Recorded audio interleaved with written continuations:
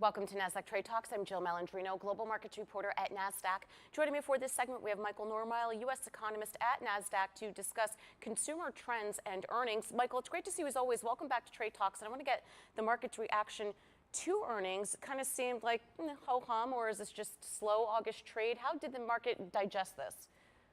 Right. So it's been a relatively muted response.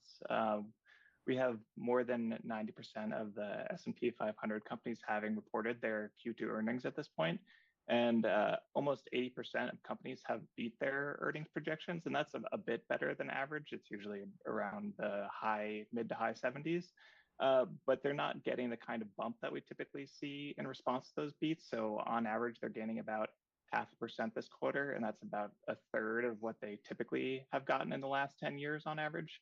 And meanwhile, companies that merely have met their expectations are seeing a much bigger sell-off than they have typically seen over the last 10 years. So markets have been a bit more pessimistic in response to earnings this quarter. Let's talk about earnings growth for a moment here, because at the end of the day, they weren't quite as bad as expected.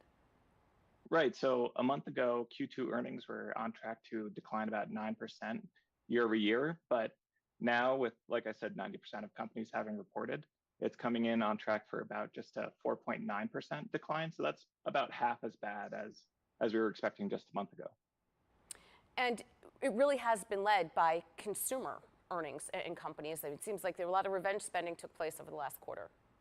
Exactly. So the reason why it's tracking negative is really just because of three sectors. That's energy, where we've had lower prices than a year ago for oil and gas and things like that. And then materials, where we've had lower goods demand as well.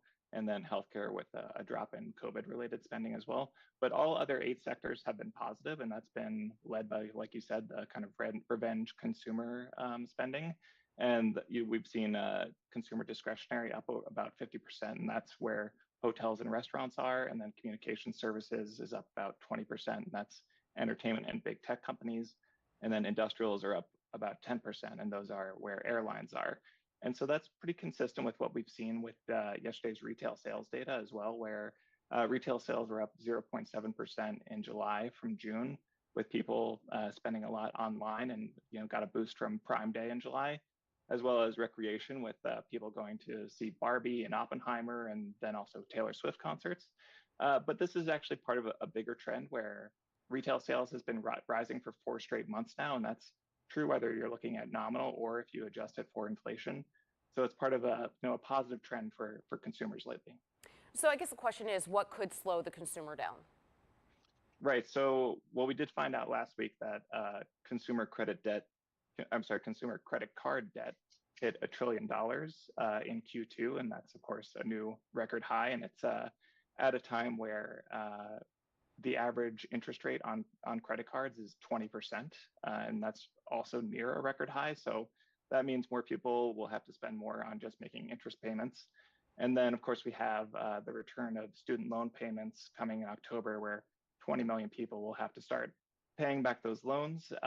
But of course, most student loan debt is with higher income people, so they tend to have more of their excess savings left over, and have the higher incomes that could take a bit of absorb more of a hit to their discretionary spending and savings to absorb that new student loan payment. All right, Michael, appreciate the insight as always. Thanks for joining me on Trade Talks. I'm Jill Malandrino, global markets reporter at Nasdaq.